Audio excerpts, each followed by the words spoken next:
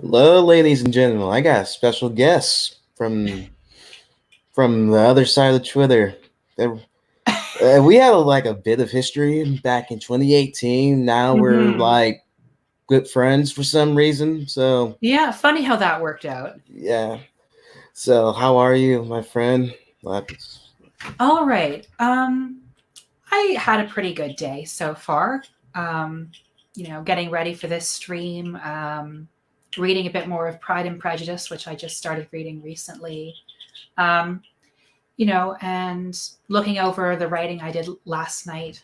Um, I think that in times of crisis like this quarantine, you have two kind of options. You can either like let yourself sink into despair and do nothing with your time, or you can use whatever talents you have to make the most of a unpleasant situation.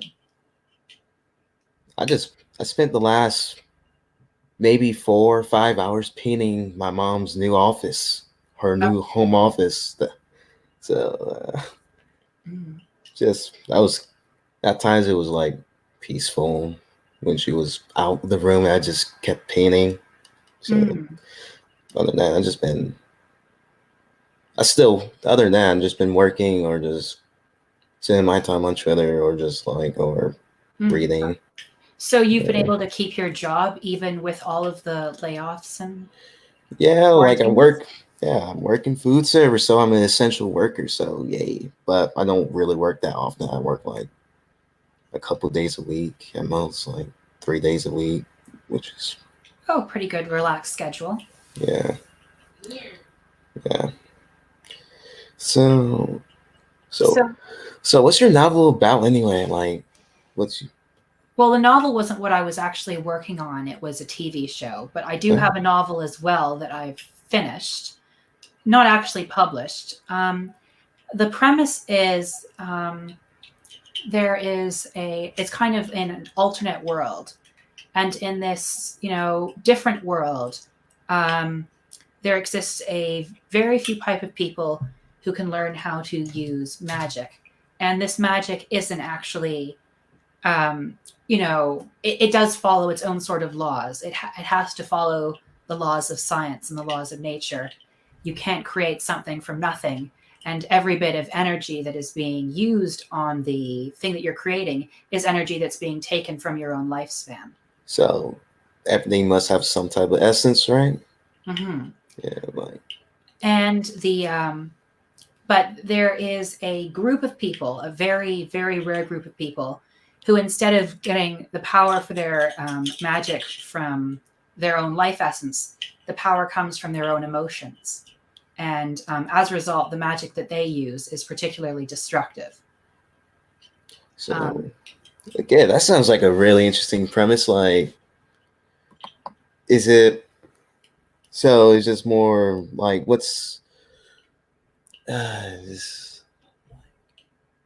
like? Does it reflect like a greater inner like the greater inner turmoil within the human spirit? Like, it seems like that's the story you're trying to get to. Like what's the main? What are the main themes behind this? Behind your story? Behind your idea? Like, well, another aspect of the story is that these groups of people who have this strong connection with emotion and magic are also being targeted by a inquisition of sorts, um, which is the product of a matriarchal clergy. so just yourself. So it's more like, man. I wish I was actually more read up in fiction to figure this out, to be honest. Mhm. Well, yeah. um, like I view the main conflict of the story um, as how can an individual fit in a society that is constantly pulling between progress and conservation, while still maintaining themselves, while still not being succumbed by greater forces, and still finding a place to develop themselves as a human being as opposed to just a product of systems. You ever seen the movie or read the book I Am Legend? I Am Legend, I've heard of it, but I haven't read it. Okay. It's basically like, see the 1950s version, don't see the Will Smith remake, but it's about, it has a similar premise, but it's more about humanity is pretty much wiped out due to a virus, and there's basically these creatures that set out to replace humanity, and there's just this one guy who's living with his dog, Mm-hmm. and he's just basically resisting, and just basically leaving the readers when there is change is always going to be inevitable. Like, is always going to be some is always will always overcome these traditional structures, these conservatism of these people, or will it eventually die, or just accept this is inevitable and that we're and this is just a holdout? Just Mm. it doesn't really deal with like your idea, which is how do we maintain our identities in our the systems, the social systems we're currently living in, but it does have that similar idea or premise. No, just Yeah, yeah. I'll try to check it out, and I'll make sure not to check out the Will Smith version. I have actually heard that the Will Smith version is rather infamous for like butchering the ending. Yeah, like he's supposed to, the main protagonist is supposed to die at the end, but he saved humanity with a cure, so that sort of defeats the whole purpose of the story. Yeah, Yeah, and I think that there is a tendency for a lot of remakes to miss the spirit of the original. And you can also see it in adaptations from movies to books because, well, obviously, a book has a lot more quote unquote runtime than any movie can ever hope to have. You know, books are usually 200 pages, 300 pages, 400 pages long, whereas a movie, you know, they have to cram all of that information into an hour and 30 minutes. And they have to decide what to cut and what to keep. yeah. You think Games of Thrones did that well for the first maybe 4 or 5 seasons? I think it did well for the first 4 to 5 seasons with, you know, a few missteps. Honestly, I liked a lot of the stuff they added in the 4 to 5 seasons. However, when J.R.R. Martin ceased to be on the project after season 4, I feel like it really started to fall off in terms of quality. And I think that's partially because J.R.R. Martin has a background in TV writing. That's what he did originally before he became a novelist. So he knew better than anyone how to adapt his story, which had originally been an idea for a TV series, from novel to the TV form, and he did it quite brilliantly. But once, you know, D&D were given all the power over the project, everything started to collapse extremely quickly. And at the end, you just have a story that seems desperate to come to some sort of conclusion without it really caring about what the characters felt at all. I don't know, like they kind of forgot how to write, just Yeah, just kind of forgot how to do it. it's like, man, like after 6 seasons of development, Jamie is going to be with Brienne, reject Cersei. Oh wait, we forgot all his development, went back to Cersei, ended up killing himself for some reason. Yeah, We this just is like, kind of forgot his motivation. yeah, and this is also a shame too because his falling out of love with Cersei is like a way more interesting storyline, like too. Just And I thought that they were going to do the right thing and have it be Jamie was trying to trick Brienne and going to kill Cersei. But no, they died in the worst way possible, which was, oh, the rocks fell on them and they died. and yeah, and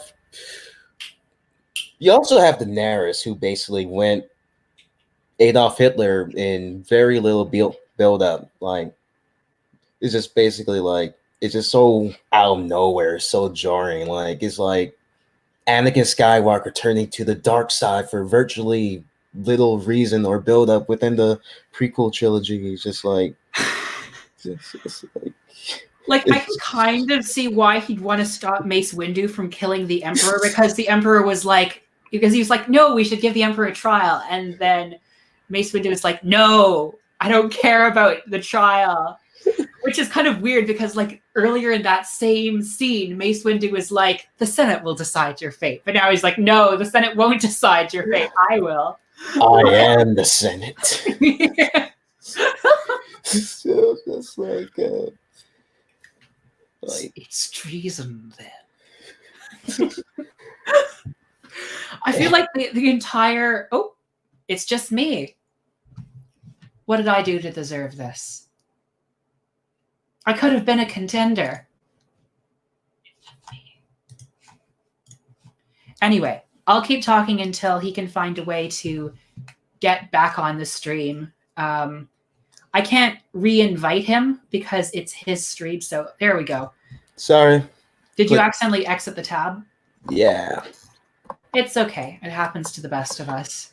No, I'm a boomer, man. Like, I'm bad with technology, and I always wonder, like, what's wrong with the world of kids today? And like a boom, I'm a boomer at heart, you know. Like, You have the boomerism. yeah, Yeah, I mean, sometimes I feel that way as well. I'm like, why don't people vote? Why are they so disengaged? You know, I have that aspect to my personality as well. But, you know, at the same time, I'm not too bad with technology, at least once I get used to it. I admit that SteamYards is not a very good replacement for Google Hangouts. you know, you gotta upload it quickly, you know. Mm-hmm. Yeah. And also, you just kind of have to, but you kind of have to work with what you can get. I don't see anyone else like having any other ideas of a thing to use that isn't SteamYard, so that's what we're stuck with for now. There's Streamlabs and OBS, but I don't know how to use OBS, so yeah, I'd probably have to look into how to use that technology and then be like, okay, I don't know. I feel like once I've gotten used to using a particular kind of technology or system, I just like to stick with it regardless of whether it's actually better or not. Like, I know Firefox is technically better than Google from like an ethical and like functional perspective, but I'm still sticking with Google because it's what I'm familiar with and I just like the layout better. It's incredibly superficial, but it's what I'm used to. That's what people are, and like, it's not broke, don't fix it. It's not like, it's not broke, don't fix it, you know, that kind of mentality, that sunk cost mentality. Yeah. It's just what we were talking about before I disappear for like maybe 20-30 seconds. How D&D just kind of forgot about how to write. Oh, right. Right. Oh, man. I've never seen so many guys angry at, like, especially, it's kind of sad too. Like, I think the third episode of season 8 was like pretty good. Like, the end of the White Walkers? No, like, wait, not the second episode where everybody thought they were going to die. Yeah, that wasn't too bad.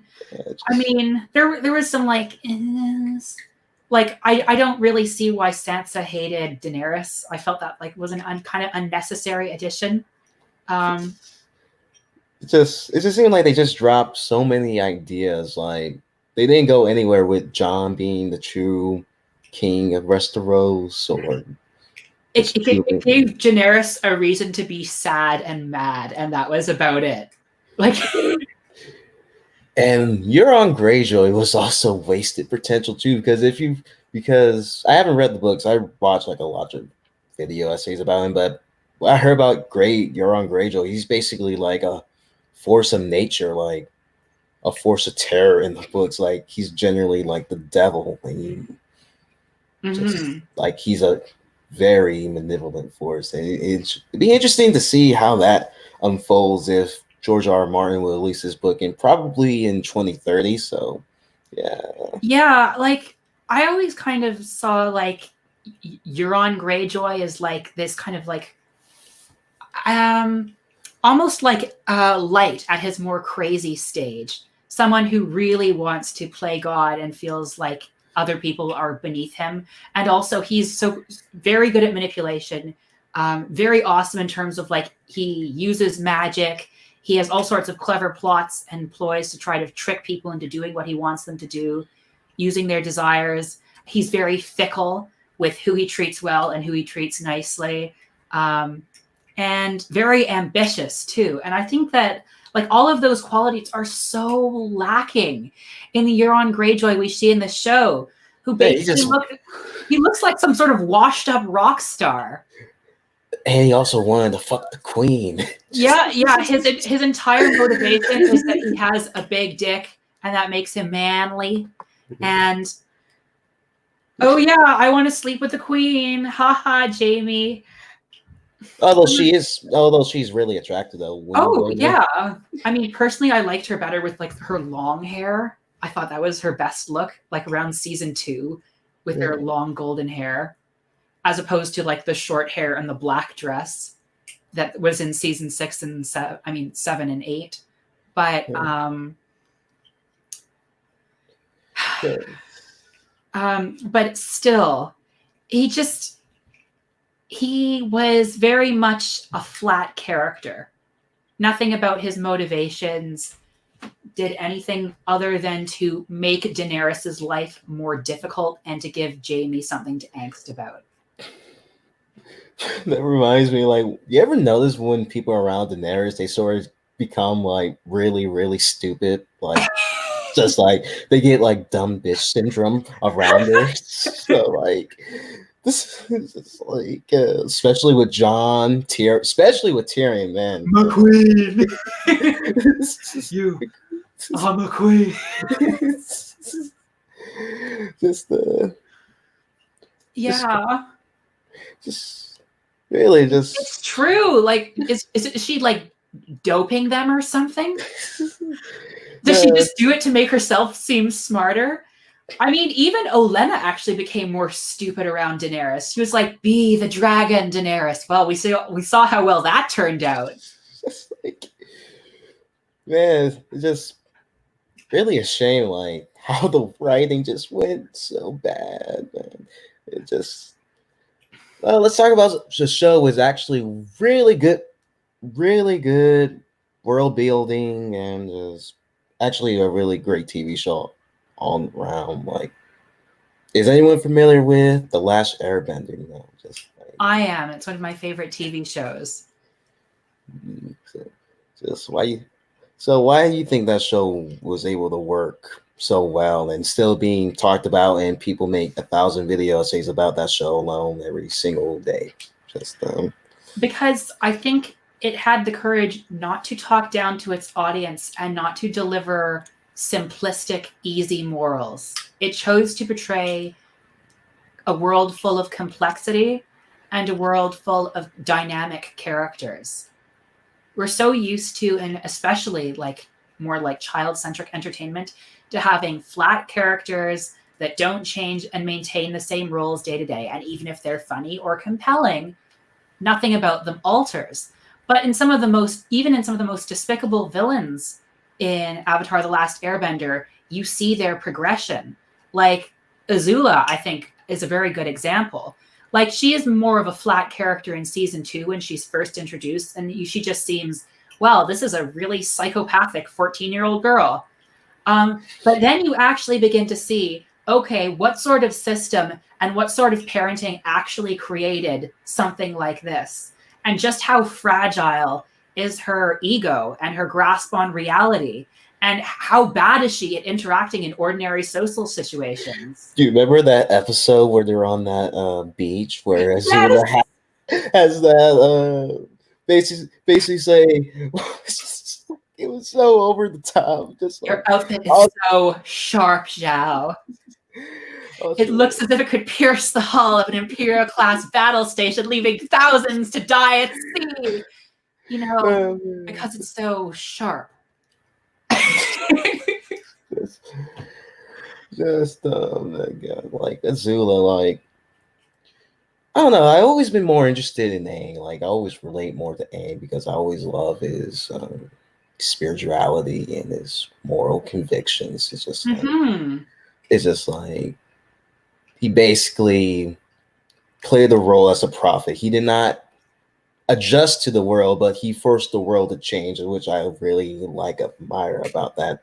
You need to have like that type of strong will and that unbending conviction. That's why he was able to like be Ozai in that final struggle between light and darkness. Hmm. Yes.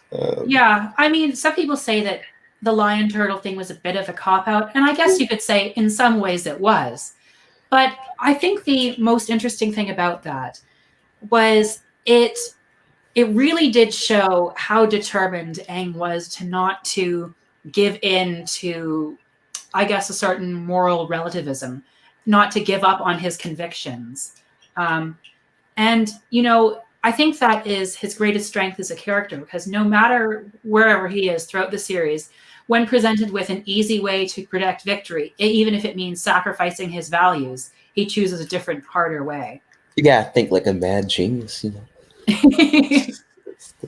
Yeah. And so just other character that always get attention is also Zuko. Like people love Zuko. I'm not a big Zuko fan, I'm more like an Ing fan, but how he changed is just like it's basically like a coming it is a coming age, but it's really coming to I think a lot of reason why people love Zuko because it's basically like it's just basically him figuring himself out. Hmm. Like basically like he wasn't evil. He wasn't born evil. He was well, let me rephrase that. He was born in a royal family with two conflicting values. Yeah. Two parents. You have Ozai, the imperialist, and you have I forgot his mother's name from who's basically a very loving and compassionate human being. And they were able to instill, and Zuko being a mother's boy, he was able to maintain his value, his core goodness.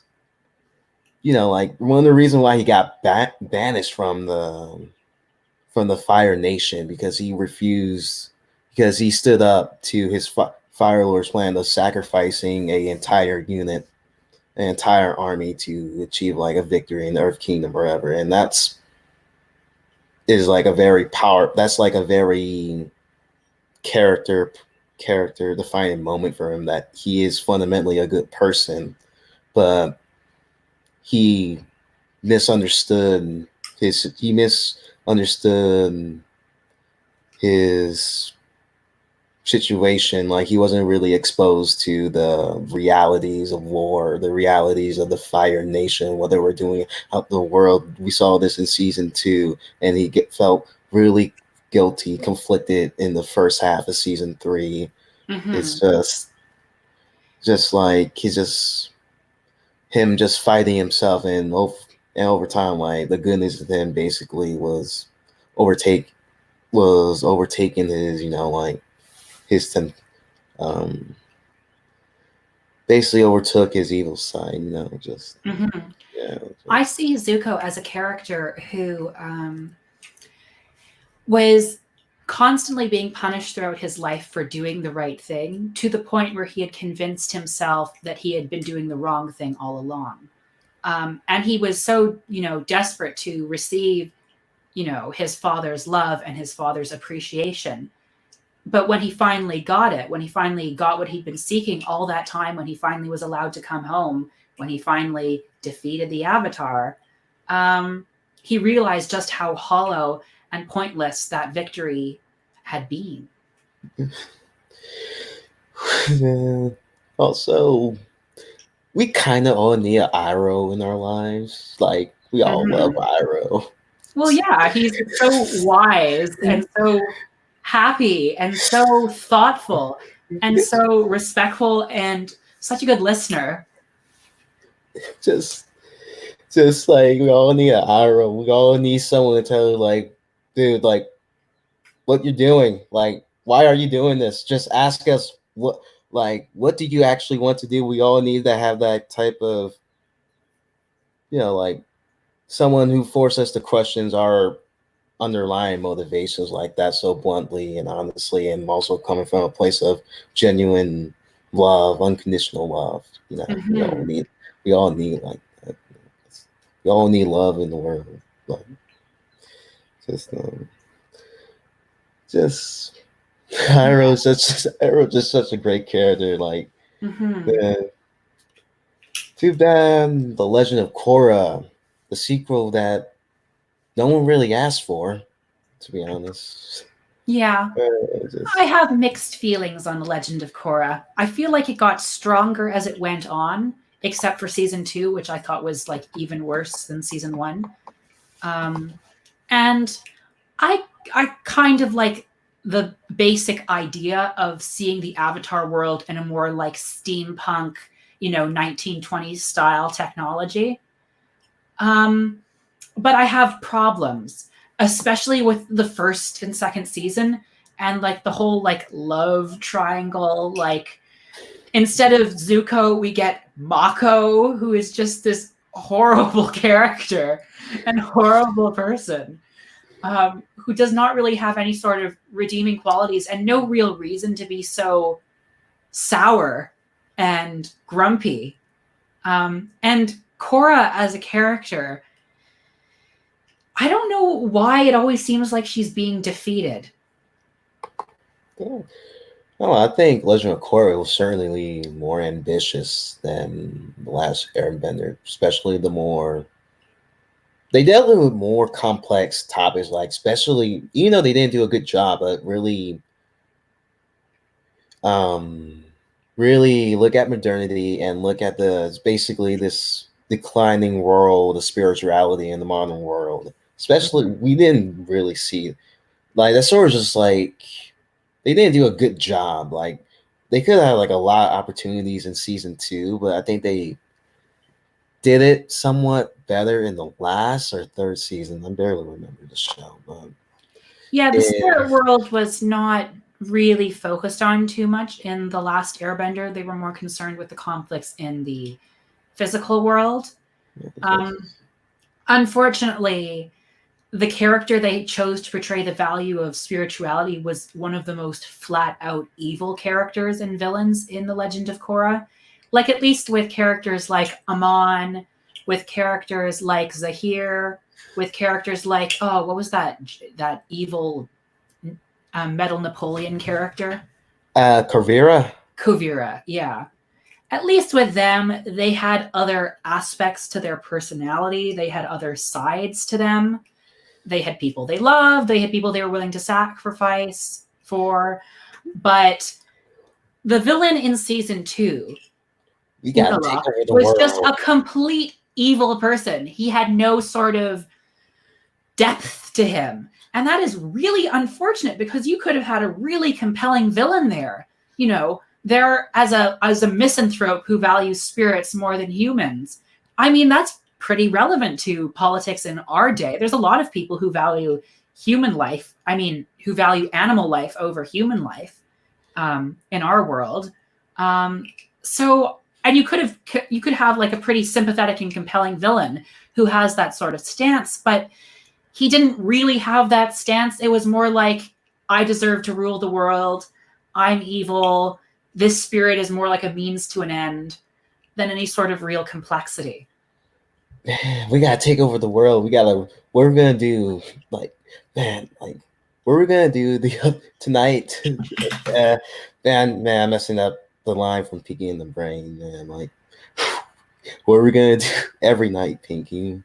Gonna try to take over the world through ridiculous, contrived means that doesn't really make any sense in the grand scheme. It's Unalaq and the brain. It's Unalaq and the brain. One is a genius, the other's insane. Just also have hmm, just my view on Legend of Korra is just like it's basically a beautiful disaster to me because you have these beautiful set pieces, these beautiful scenes in the music, and just like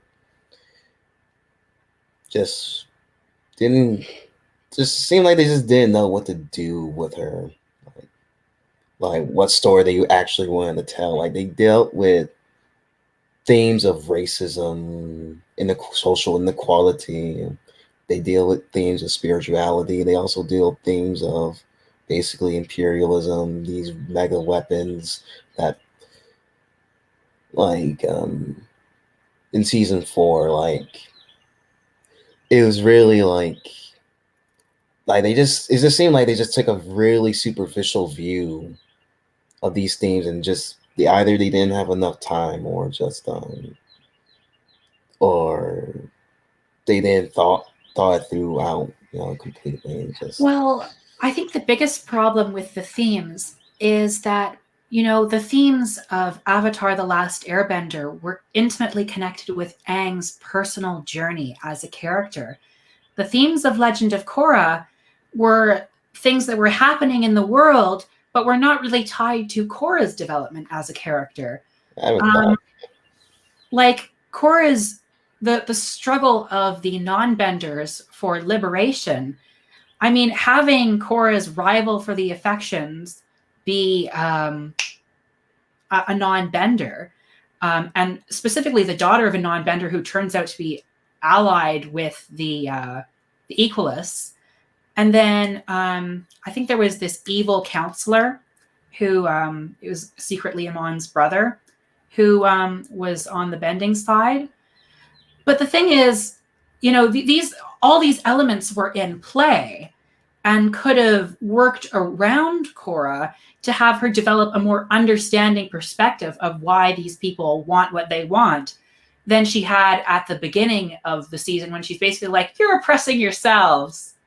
Jesus. I mean, to be fair, she was dealing with a rather unpleasant character when she said that line.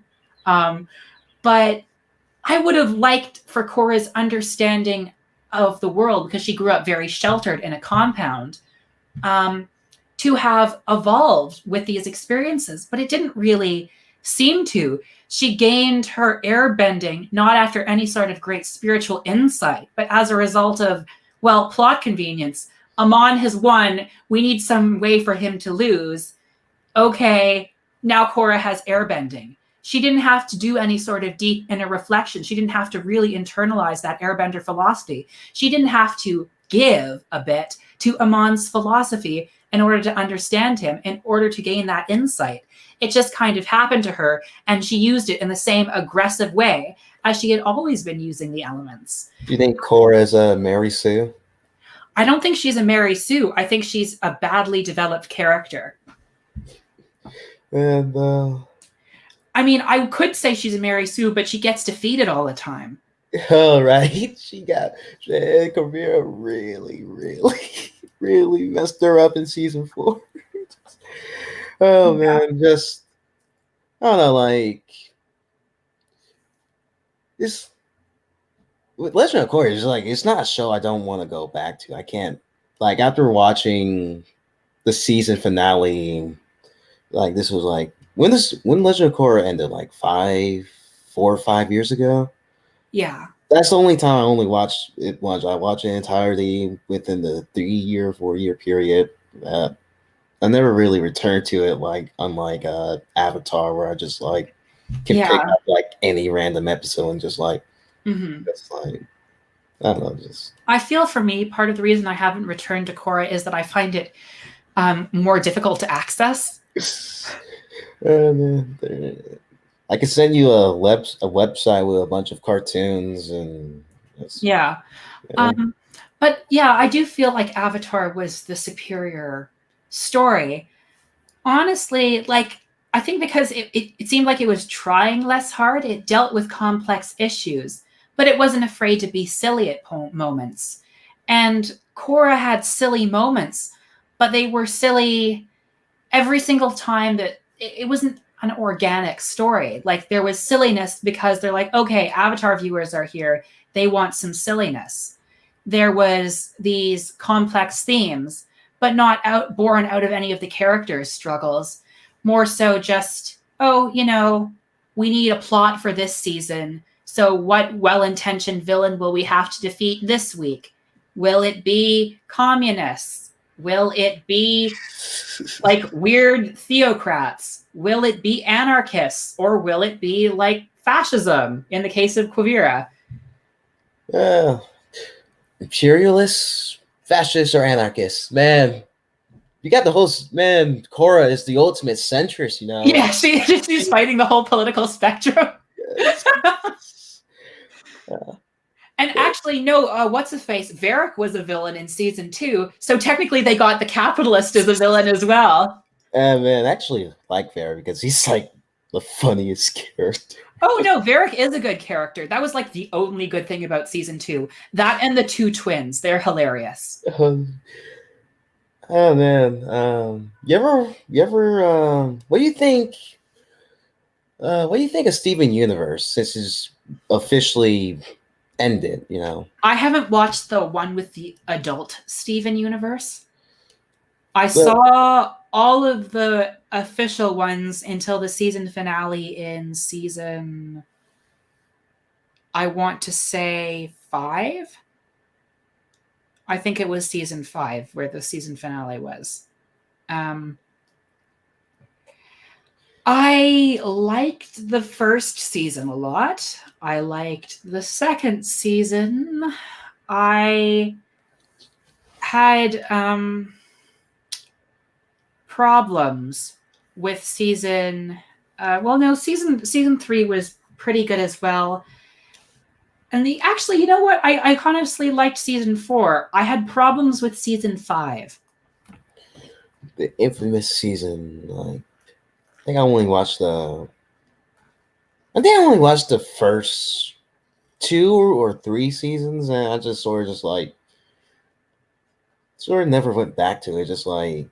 Just watch video essays and like, God, there's a culture of like why Steven Universe is bad. I think it's just like it's such a really polarizing show, and I find that to be interesting. But Yeah, because honestly, I find it to be decent. It is a very decent show. Like, I liked the first 4 seasons, and if it had just been judging off of the first 4 seasons, I would have said Steven Universe has problems, but in the main, it is a good show. Season 5, yeah, honestly, I think after that, I could just say it's an okay show because season 5 was just not good. just I heard they just sort of they didn't have any proper build up to these characters and just like the diamonds, homeworld, just like Steven just basically like go pull like a Son Goku saying we're all friends now, sort of. Yeah, it was a bit like, okay, like I understand like the idea of like redemption, and that's something I liked about Steven Universe initially because the redemptions were earned. Like, Lapis wasn't really an evil villain. She just wanted to get home. But you're Granted, the villain, right? You know, like you're always. yeah, there is that. So she wasn't really evil, and she had her flaws, but ultimately she did try to do the right thing, and it was because someone showed her kindness for once in like a millennia of being trapped in a miserable condition. So honestly, yeah, Lapis is a pretty sympathetic villain. It makes sense that she gets redeemed. Peridot, in season 1 she has some degree of power. In season 2 she's just like this little menace that like basically is more of an annoyance than anything else for the first half of season 2, and then the second half of season 2 is just her being like grumpy frenemies with the crystal gems until she has her big no, I'm a crystal gem too moment. And honestly, it felt earned because we spent a good 12 episodes with Peridot exploring why she was the way she was. In season 3, I actually liked that one of the villains for once didn't get redeemed. What was her name? Topaz or something like that? Did Jasper get redeemed? Jasper, that's the one.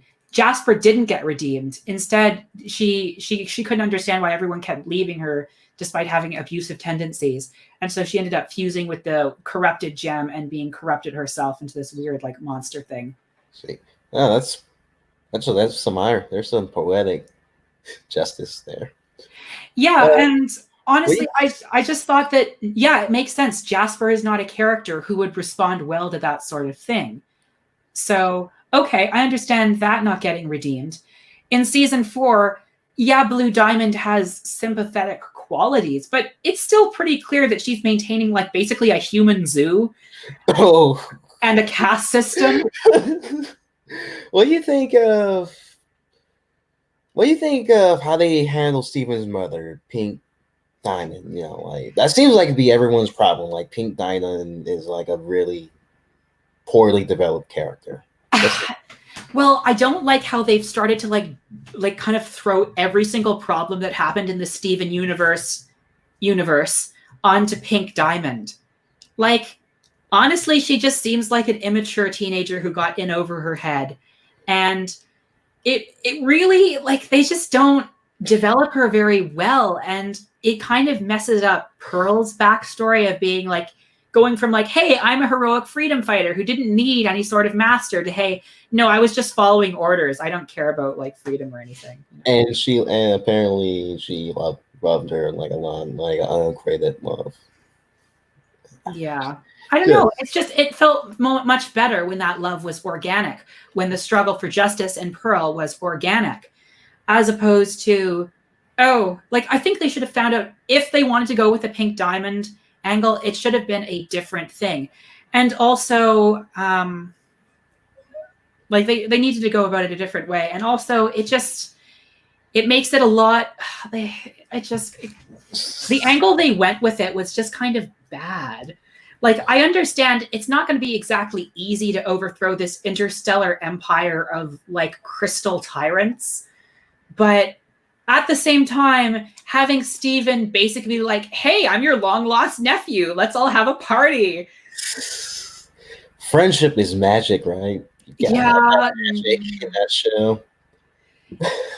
And that honestly, like, there were villains in Steven Universe who didn't get redeemed in season 4 as well. Like Aquamarine is just a bitch. She's just a bitch. And I can't remember. I think it was Topaz, who was the big woman who could split into multiple women. She didn't get redeemed either. There was like a moment where she was reconsidering it, but no, she ultimately went along with Aquamarine. And that's fine. It's okay to have villains be villains.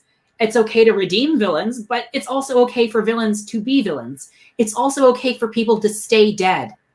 Like when what's a face? Lars died in the beginning of season 5. I'm like, oh shit, Steven Universe is actually going to take a risk here. You know, there's actually going to be some sort of consequences for the way, you know, Lars has acted, and this will be his redemption moment. Instead, he turned into this pink pirate character. Jesus, man. Who I writes this stuff? I don't know.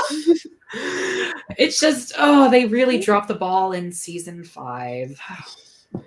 Uh, And it would have been so much more interesting had Steven's mom actually legitimately killed Pink Diamond.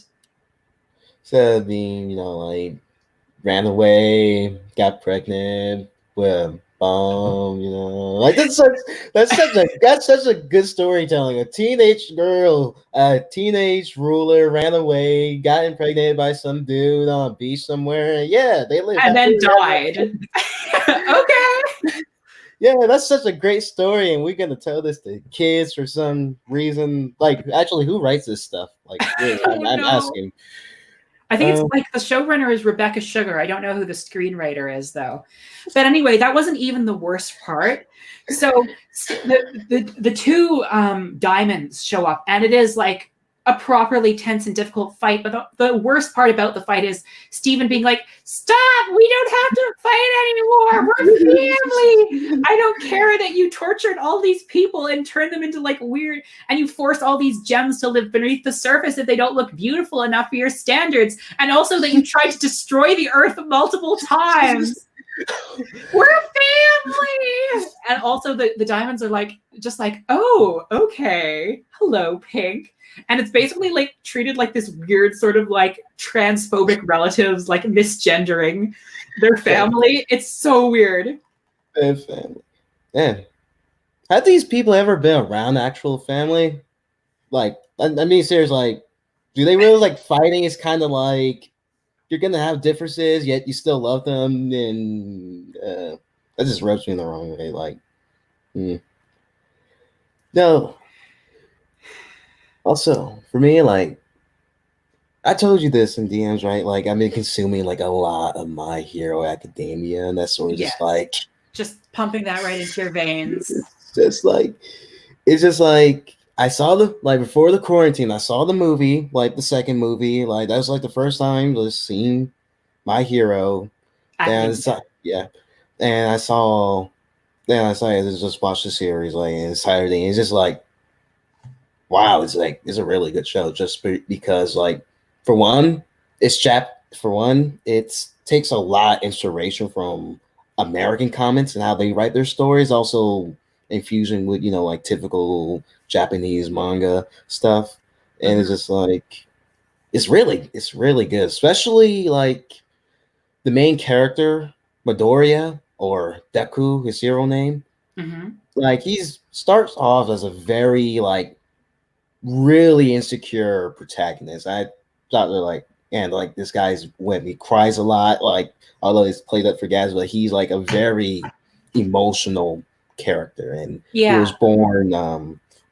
he was basically born without any superpowers, and he basically came across his idol in some freak accident and decided that and basically say his idol All Might say, "Hey, you are my successor. After you went ahead to tried to save this boy, despite knowing that you have no powers and you're placing yourself in danger." It's like you have to watch the scene just because like because Mm-hmm. it was a really like impactful scene. Just Yeah. it's just I guess one of the more interesting things about My Hero, if you follow like a lot of shonen manga. Like if Yeah. you're familiar with Dragon Ball, Naruto, One Piece, it inverts a lot of the typical tropes. Okay. Like Deku started off as a weak protagonist, while let's say someone like Goku wasn't necessarily weak from the very beginning, but he was also a pretty powerful, strong dude. Yeah. And And uh, Naruto, like, he kind of like acts immaturely. And he flunks the class constantly, but he has like some sort of like hidden like power. He's like the seventh fox or something. I've only seen like 2 episodes of Naruto. Don't oh, quote me on this. that's a bit more complicated because Naruto started as like sort of we how do I say this? Naruto like the first half, like just Naruto, like not Shippuden, like Naruto. Yeah, he basically started as a very dumb, immature kid, but he was also like, ostracized, orphan, just not people treating him right. But the thing about Naruto is why people love Naruto so much is just like how he just grows and adapts. Like Naruto, at least in the first half of the series, he's like it's very like our world. Like Mm. it's very cutthroat, cynical, and these ninjas are basically are tools, and must be treated as tools. Like tools, and Naruto thought like this was wrong. Like they're human beings too. Like that's sort of just Mm.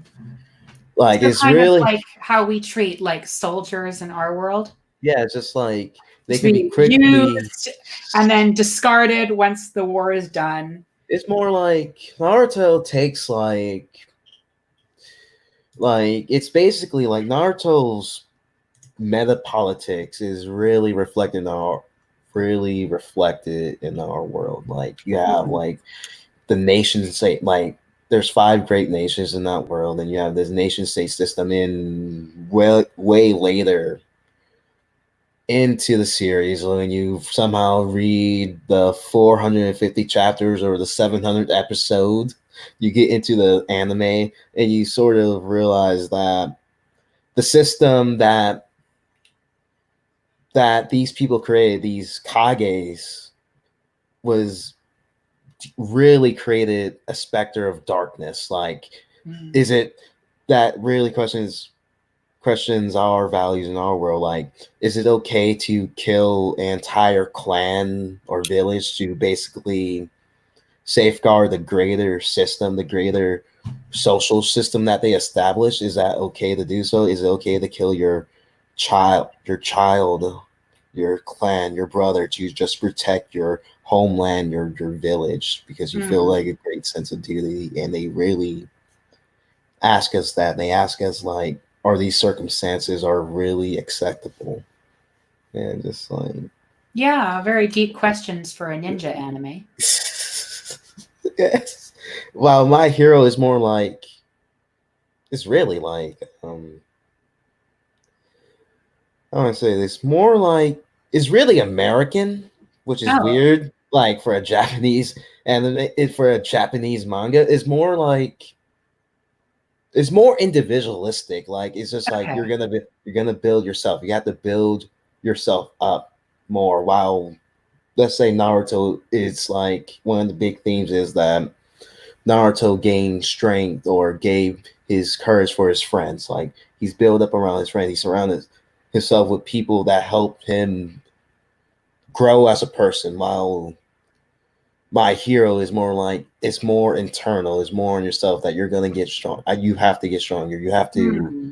push yourself, which is very like, which is averting that trope from that shonen. Plus, it's pretty interesting. I really recommend My Hero just because it's just like, it's just fun and Mm. over the top, and also just like it also beats, like you get really invested with all these characters and distinct personalities. And I feel like I've been talking way too much now. So No, yeah, it's okay. You're just yeah. passionate about something you enjoy.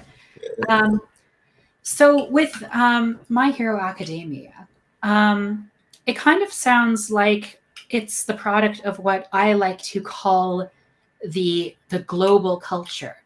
Have you noticed something lately about how, if you look at media from, say, the 1930s or the 1920s, say you look at films that are made in Germany, films that are made in the Soviet Union, they have a very distinct set of values and a very distinct sort of set of cultural preconceptions that they are bringing into them when they produce this. But nowadays, when people produce media, they're not necessarily producing just for one market, they're producing it for the global market.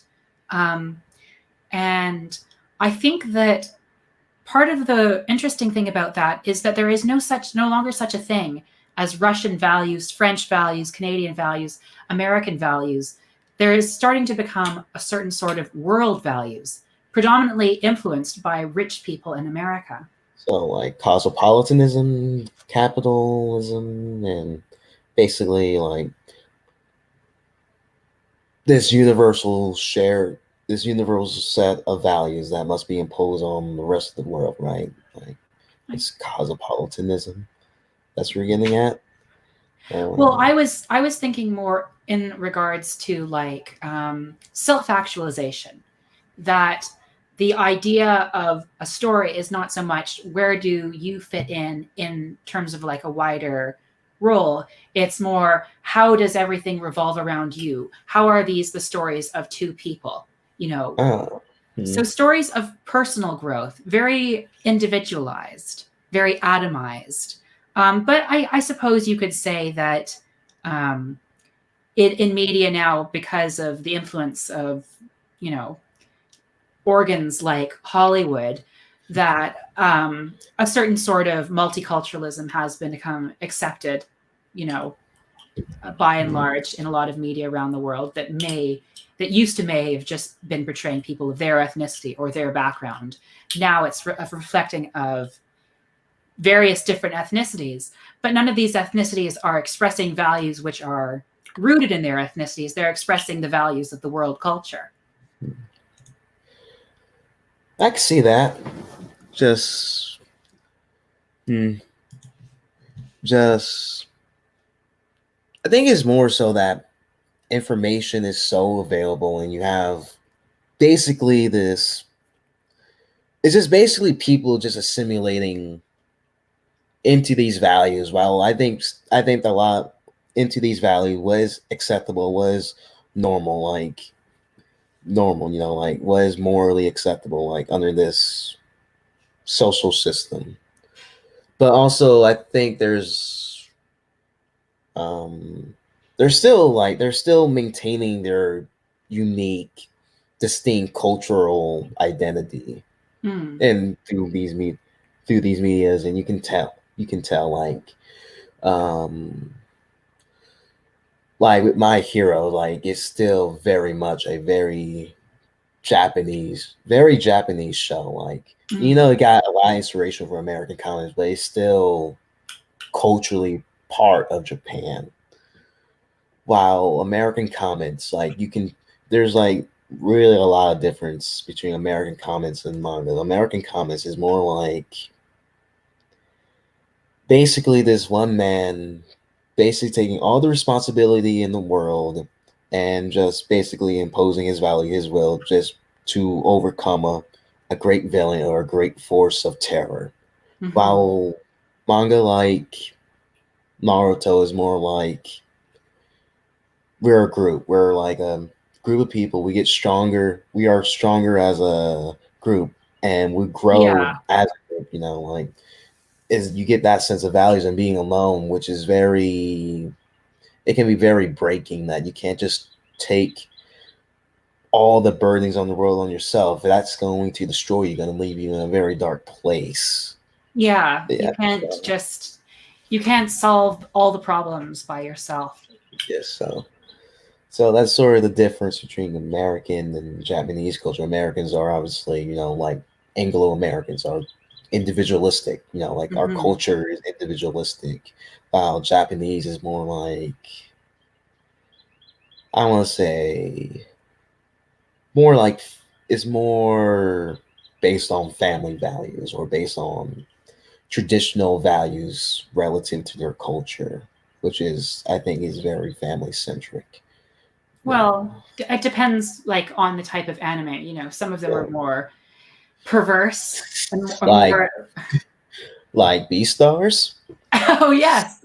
Yeah. Mhm. Yeah, that one I think is was more created as like, yeah, I think they do have a story they want to tell, but it's also very much around the idea that like, oh yeah, aren't these animals being intimate kind of sexy? Aren't these animals kind of sexy?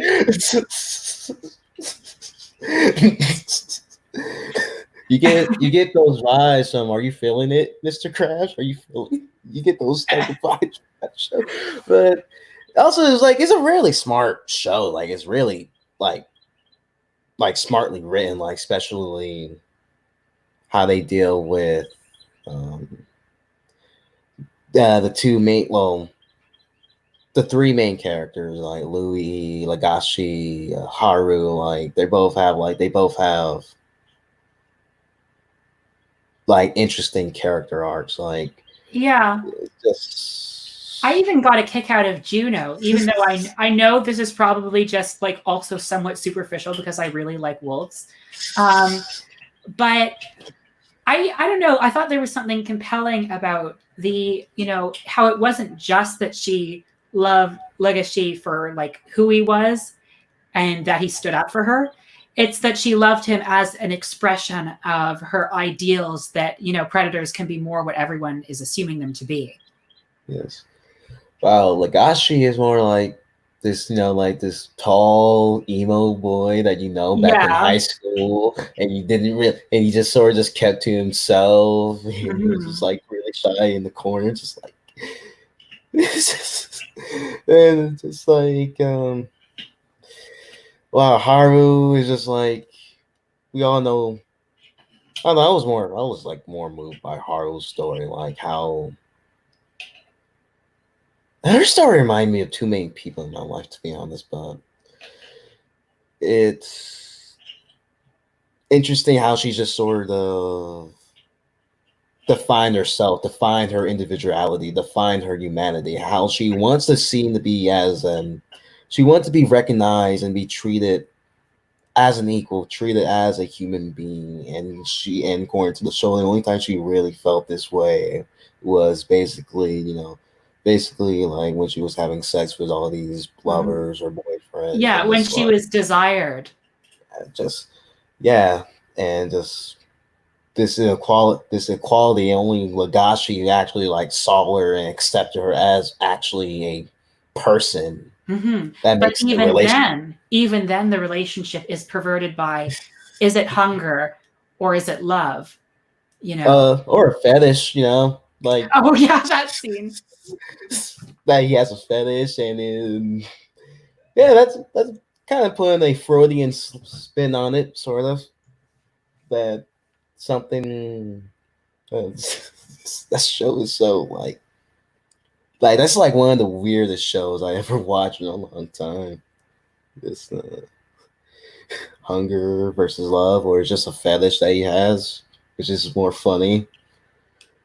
What will you do if you're a cop? What would you do if you're in a back alley and you got knocked out by this panda dude, and he's basically your informal therapist, and he basically gave you a magazine to see if you have a fetish or not? What would you do? Like, Um, it's such a bizarrely specific situation. A bamboo crossbow wielding panda therapist who also has um, rabbit porn magazines. Wait, how many? I wonder how many like pornographic magazines does that panda have? Like, does he use them himself? Does he just keep them for clients? like, yeah, just like this was like one of those surreal moments of that entire anime. Oh man,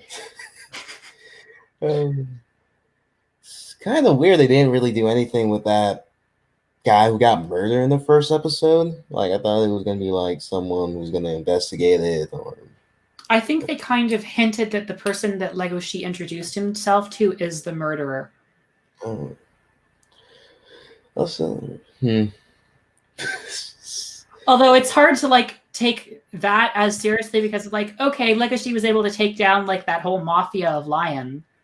It's just like Although I think the panda therapist did most of the work, and also Louis the deer like did this weird like dance. And he's like, "Okay, I just killed your leader. You can eat me. I'm very tasty." Look, it's so weird.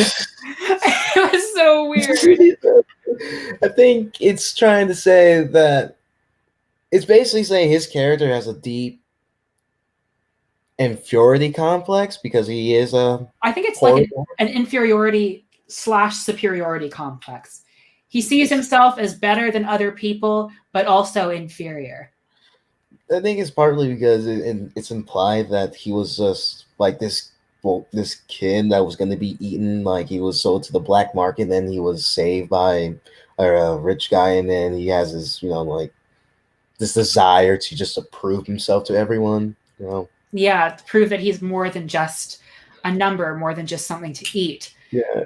But then, when he saw that in his ambition, he was basically selling out other other prey animals, he turned around and kind of like, okay, I accept my role in this food chain, but I'm still not going to go down without a fight. Yeah, like He stopped wanting to be a predator so much, if that makes sense. with Legashi and Haru, which is the main vocal point of the entire series. Like, I think the relationship is like, I think it's more so driven by like a genuine love, where it did change to like a genuine love for Legashi and Haru. Like, I think the real challenge is basically like they're predator and prey. Like, they're basically like in a informal segregated society, and that their relationship is inherently scandalous, and also like the inner conflict that they can't really um, I don't know, like they can't be really physically impotent one another without their instincts kicking in and ruining that scene. That scene was so like awkward. I was like cringy, like, It oh was so no. cringy. It was so cringy. He was just overthinking it. Just like And also why that bit where she was like, she tried to jump into his mouth. It was so gross. I'm like, what is going on? Why am I watching this? It's like It's just like it's just like Although why I have to say, if I had a criticism of this show, I think the concept of the Beast Star itself was pretty underdeveloped. Like, I'm not entirely sure like what exactly it entails and what exactly it will achieve if someone gets the title of Beast Star. um I don't know, I kind of chopped it up to like some high school bullshit. Yeah, I was like, is this basically just like the equivalent of valedictorian? Because it seems like there's a bit more going on here. It's just like oh man, this show is just so surreal. I don't know. It's just Definitely. other show I've been watching is just like you ever heard of Cowboy Bebop? Like I've heard of it. I've never actually seen it though. I've heard good things though. my friend Jackie really like kind of pushed it on me to just to watch the show. I was like, okay, let me watch the show. And just like it's it apparently inspired like a whole way of animation. Like it inspired the creator of Samurai Jack. Oh, well, that's Apparently, good then. yeah, it's just like it's really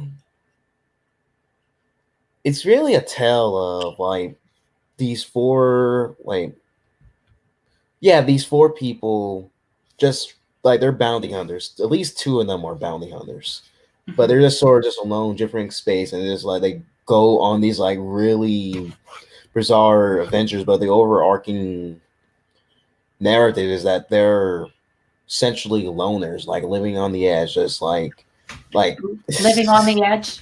yeah, like just they're free, but they're also lonely, and they're just Impoverished.